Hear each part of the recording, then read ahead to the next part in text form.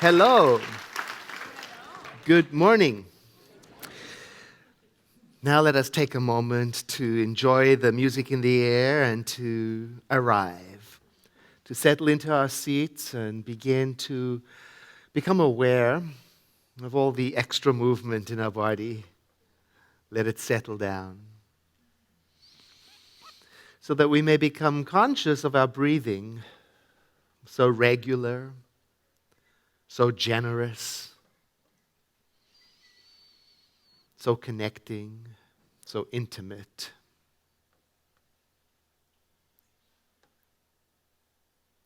And I'm going to invite you to let your eyes close, not to shut out the world, but to become more aware of your beautiful imagination, the world within.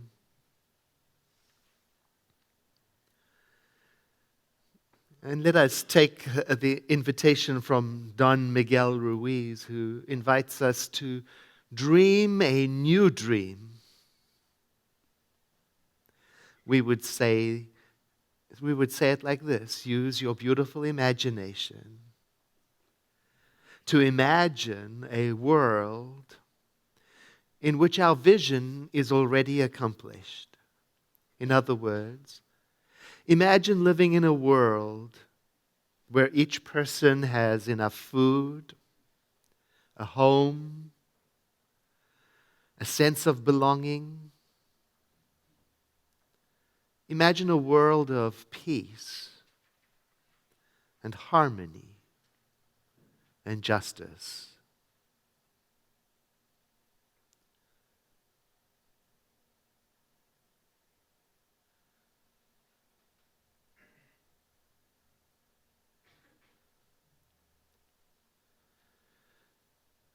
Imagine with me a world in which we live and grow together, respecting and honoring the interconnectedness of all sentient beings. What that feels like.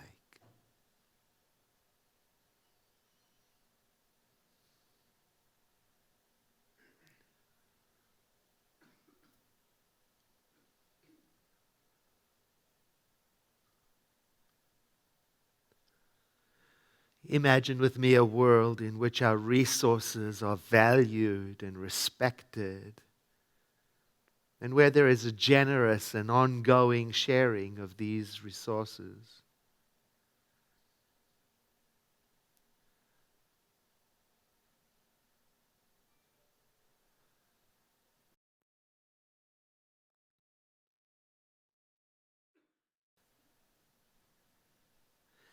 And let the next breath you take be a little deeper than the one before, as you begin to prepare yourself to become available to the activity of the room, letting your eyes open as you remain in this quiet state.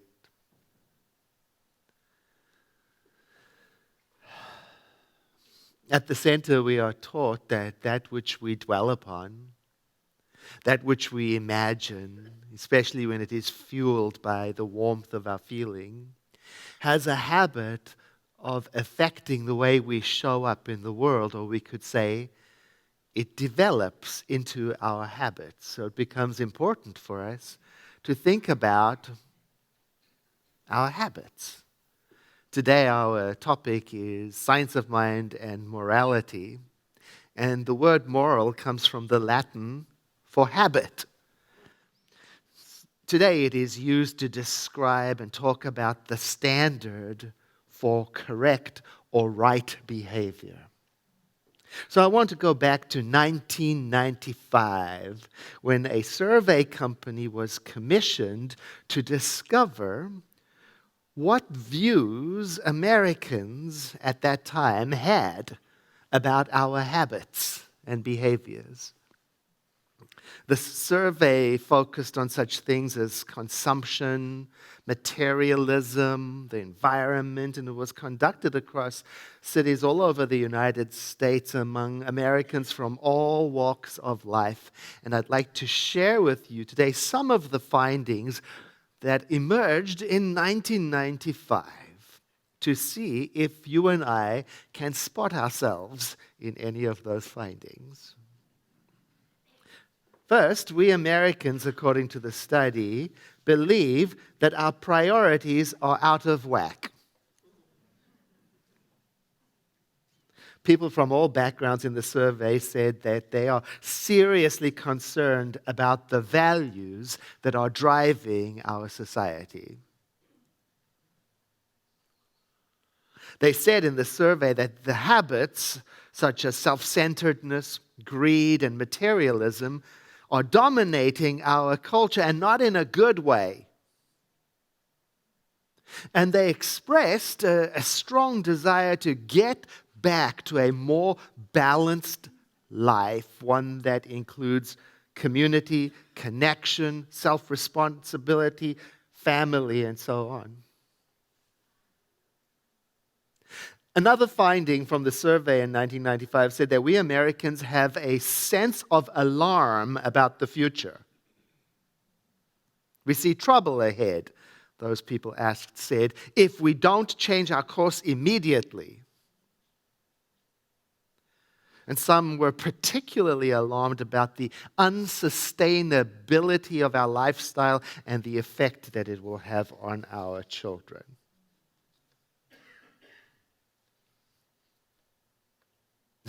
Somebody said, Edward, I come to service to be cheered up. Sorry about that. We'll get there. Here's some more findings. The third one I'm going to share. We Americans, even though we have very serious concerns, we're ambivalent about exactly what to do about it. And some of us are so overwhelmed by the sheer volume and scale of the problems that we see that we feel paralyzed to do anything about it, and also in conflict with our own belief about other people's freedom. So there you have it. Let's fast forward to 2019. Not too different. There is concern about the values driving society still. There is alarm about the future still. There is overwhelm about what to do about it. I was talking to somebody in the social hall a few weeks ago about all of this, and she said to me, Edward, you seem so peaceful. Aren't you ever overwhelmed by it? Yes, I am. Yes, I panic. Yes, I get scared. And that's one of the reasons why I love the Center for Spiritual Living so much, because it's a place that I can come to recharge and refocus and be reminded. I also like the Center because it's filled up with people who mostly think the same way that I do. But it's more than that. The Center and its culture challenges me to grow beyond where I am currently, to go in a better direction. It's important because sometimes it seems like it's all coming apart at the same time. The way we govern ourselves, the way healthcare is distributed, the way we educate our children, the unequal distribution of resources. I mean, a person can start to feel helpless to do anything about it. A colleague of mine said, our country, it kind of resembles two kids who've been caught by their parents in a messy room, and each one is blaming the other. It's not me, no, it's her. She did it, no, it's he. And as silly as that image is, if I step back and look at our world, it does seem like that. Like we're trapped in a blame game. Democrats blame the Republicans, and Republicans blame the Democrats, and this religion blames that one, and on it goes. It seems like we've stopped listening to each other. Well, we don't have to listen to each other. Not today. We don't have to listen to people who have a different opinion. We have the ability today to tune into the social media stream that we already agree with.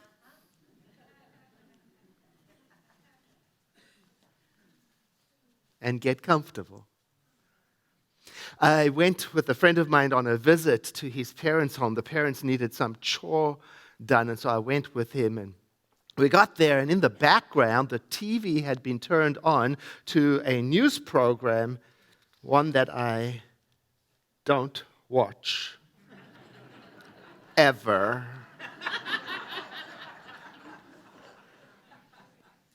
So my friend saw my distraction. He said, it's kind of like, it's like that all the time. It's running in the background 24/7, you know. I carried on with the chore, but I could feel it working in me. I could feel myself starting to get irritated. And I started to talk to myself about them. No wonder they've become more and more entrenched in their views. No wonder they're more and more irritated and intolerant with those who don't share their opinion.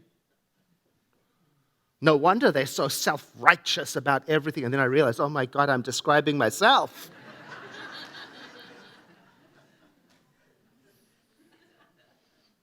I'm describing myself, and everyone who, like me, gets entrenched in an opinion, whether it's right or wrong.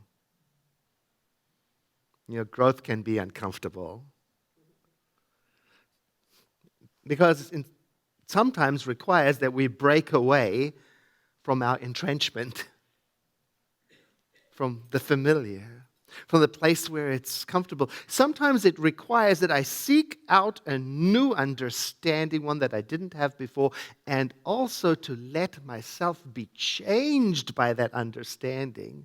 I've got to ask, have I become so fragile in my opinion that I don't allow any other points of view to exist?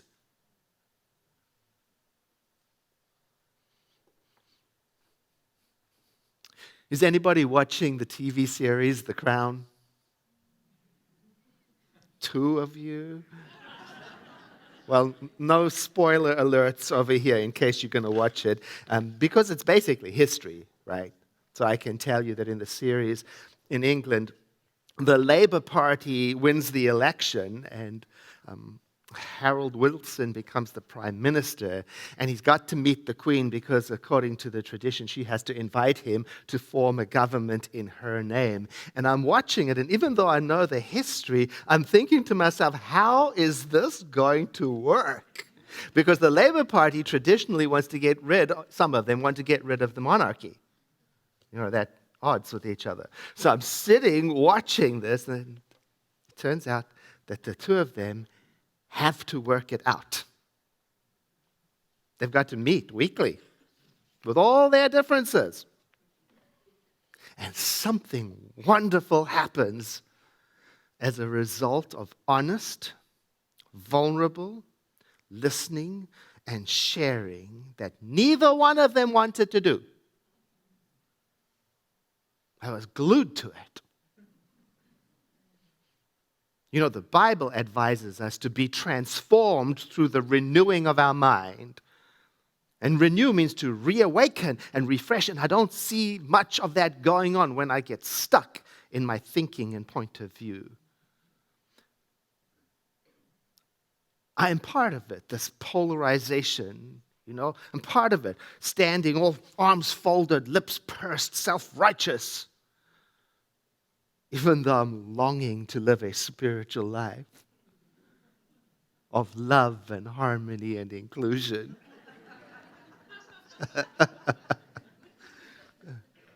Imagine if we, like the Queen of England and her Prime Minister, had to sit down every week with someone we strongly disagree with and have a respectful, courteous, civilized conversation.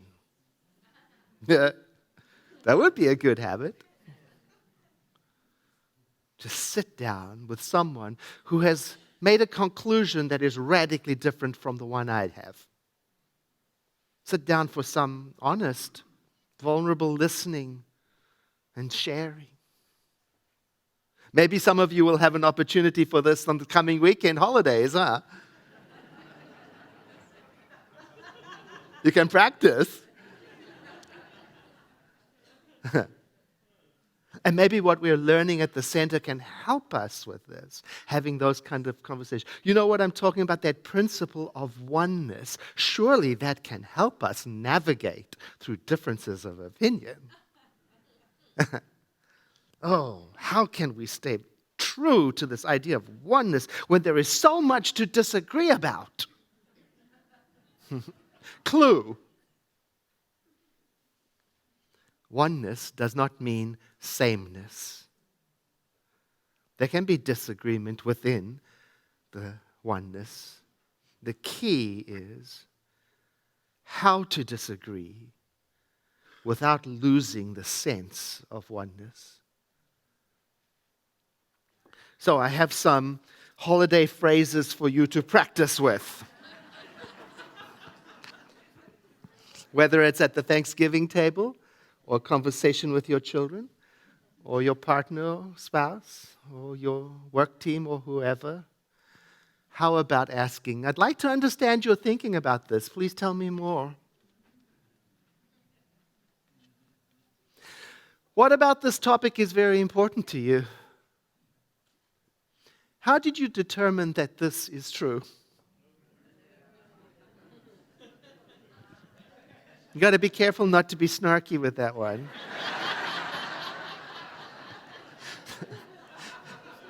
Is there a way to show exactly what you mean by that? What do you think so-and-so is trying to accomplish? These are just basically questions from English education curriculum on critical thinking. You know, I was at an event, a civic event, and someone at the event said something spiteful about a politician that I happen to have a lot of respect for. And the person said it directly to me, knowing that I have respect for this politician. The person said, well, how do you like that liar now? I did not use any of these questions. Sorry about that. Instead, I could feel it, you know. You know, my mother used to say to me, Edward, when you get mad, your eyes turn black. My eyes were turning black, and I could feel the conversations happening inside of me. How dare he? It's not only his information was bad, he was bad. I wanted to start attacking him in my thinking, and I wanted to attack him for his lack of respect for me, and his lack of consideration for my opinion, and for his blindness and wrong thinking. And I wanted him to stop having that point of view.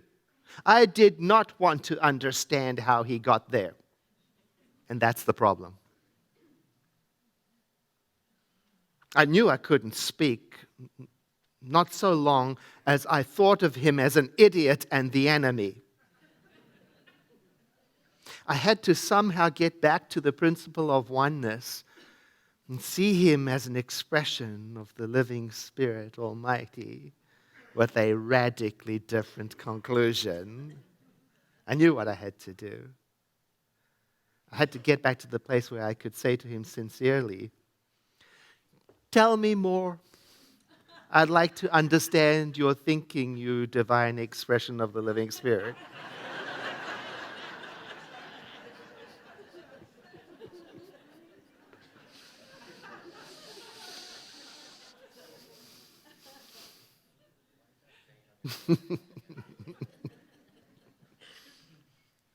You know, I was discussing this with a friend of mine. We were talking about same-gender marriages. We were talking about that place where civil rights and religious freedom intersect, and how do we make room for the diversity of ways of being while staying true to our conscience, you know. Now, my friend has different politics to me, and he's also of a different religion, so we don't agree about this, you know. So in the discussion, he asked me if I would be willing to perform a wedding for anyone who came to me, to which I gave a somewhat indignant yes. You know, he wanted to understand more. He wanted to understand me better. So he asked, is there anybody that you would feel personally challenged serving? Ugh. You know, his question gave me the opportunity to simmer down and think about all the people who challenged me. Right? We've got them. Everyone has someone who challenges them. Sometimes they live with us.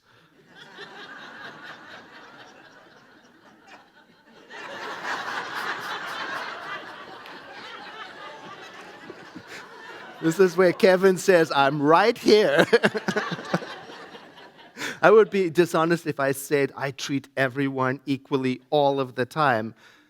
Sometimes when I'm tired or overcommitted, overextended, it can take more energy than I have to be kind.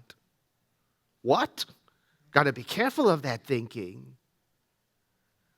So anyway, my friend continued with the questioning. He asked me, would you be willing to perform a wedding for a couple from out of town that came up to Sonoma County who turned out to be white supremacists who had invited an all-white audience and wanted you to include words in the ceremony that reflected their belief?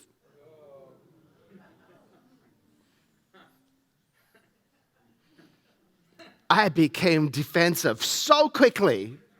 I was so upset with him, equating same-sex marriages to white supremacists. I said to him, gay is not a choice, but being a white supremacist is optional. And then I could feel it, go,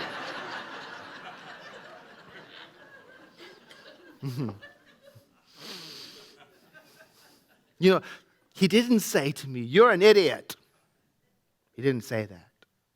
He didn't say to me, you're being defensive. He didn't say to me, you need to stop thinking that way. You and your kind is what ruining this world. He didn't say any of that. He wanted to understand how I got to where I was, and he asked me more. His next question was, what do you think in this situation or situations like it would be the kindest thing to do?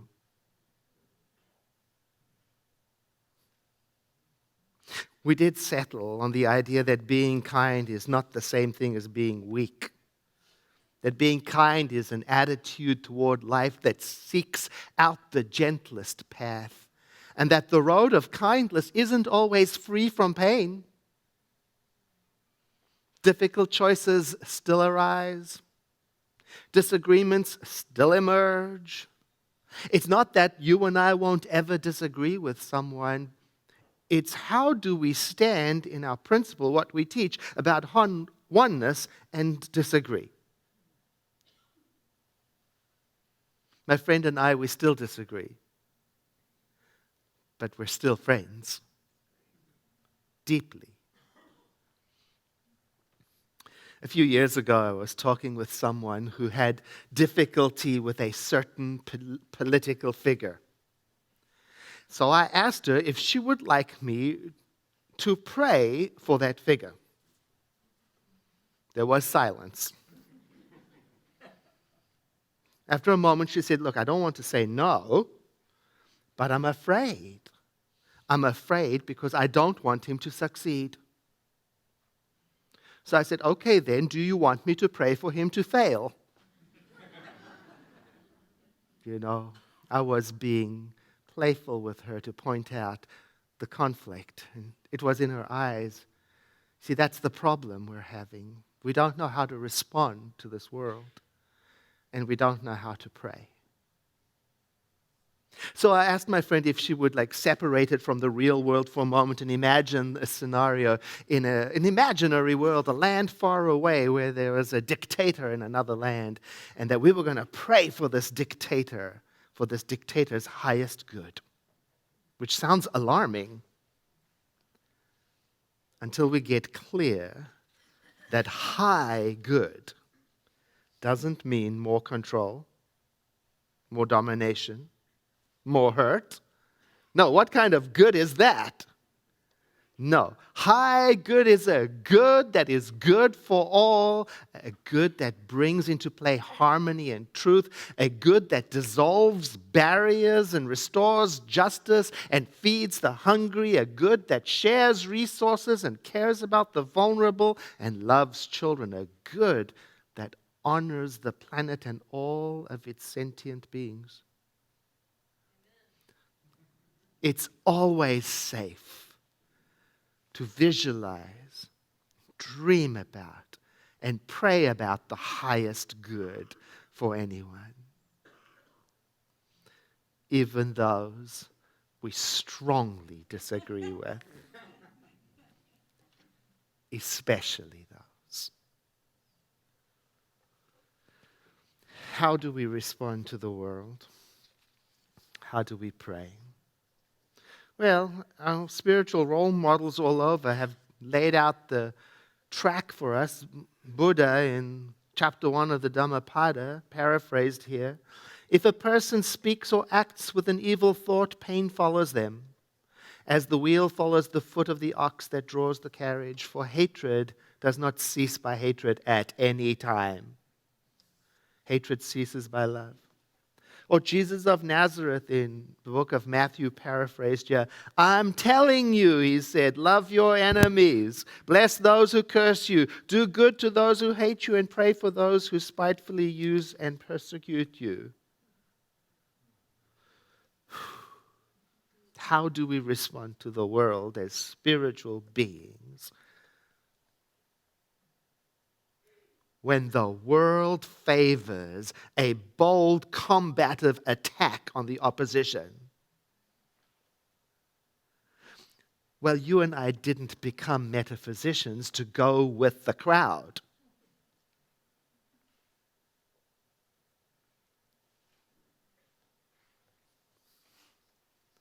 Here are some ideas I think that might help us understanding how to pray and how to respond.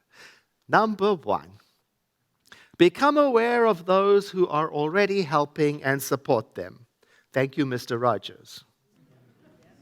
Right? You know, for example, Sonoma County Acts of Kindness currently organizing meal drop-offs for the unsheltered. You can read more about them at giveinkind.com. Or pay attention to our nonprofit partners aligned with the center. You're going to hear from one today, Dogwood Animal Rescue Project. And later on this afternoon at 1 p.m., the founder of Days for Girls is giving a presentation for anyone who wants to know about that spectacular work in the world. Number 2, become aware of where you are uncomfortable and lean into it. What a setup. Somebody said the true test of intelligence is to be able to consider any idea without taking offense. Well, here's some homework for you. Whatever TV station you watch, whatever radio program you listen to on your commute, or whatever social media that you are scrolling through, and you know that one that is filled up with all the people who are just like you, where you cheer each other on in your same opinion, that one? I'm going to invite you for a whole week to go in the opposite direction and listen to the other one. Because that will give you what you need for the third and final piece of your homework.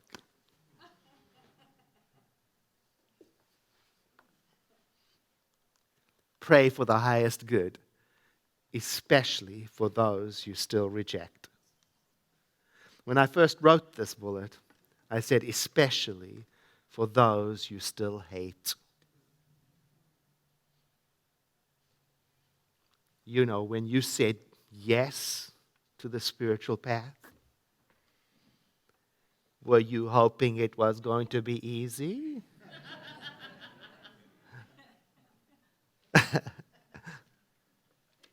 Why do you think it's such a small movement?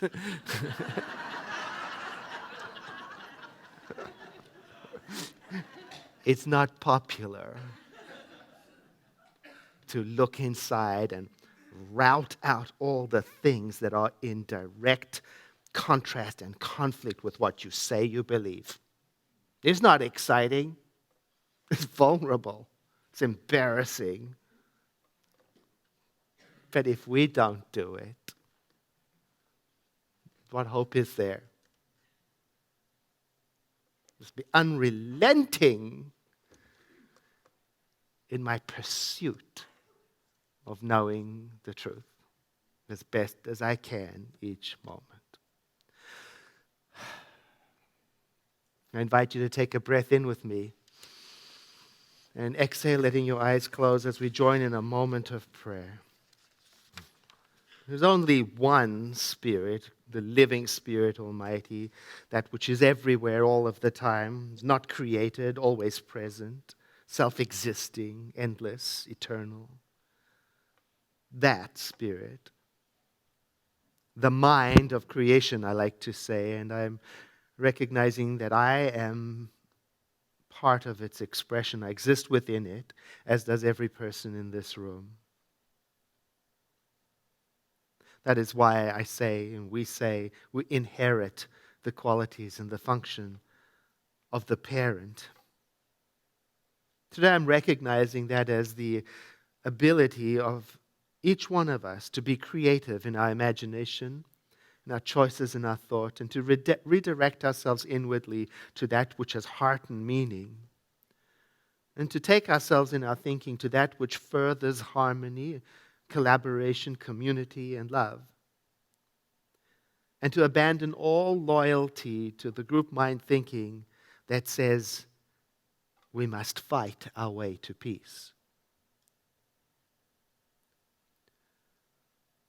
Today, as I speak this word of prayer, it is awakening in me the remembrance that there is no higher authority and there is no greater power and there is no combat in the mind of God. And so I am, and we are, aligning ourselves with the love that is God and trusting it to show the way, to guide the steps, to inspire us to develop new and health-filled habits, not for ourselves alone, but for all beings everywhere. This work in mind causes our compassionate heart to open and for us to be inspired from within to take our place in the community of beings as a helping, healthful presence, humble, teachable, and present. Now I release this word of prayer, holding it lightly, letting it go, understanding full well that as I have spoken, as we have contemplated this prayer, it is already being acted upon by spiritual law, so there is nothing more for me to do but perhaps entertain an attitude of expectation that I am being shown, we are being shown even now, what is the correct, right next thing to do, to say, and think. And together we say, and so it is. Won't you take a deep breath in with me like this, followed by a sigh.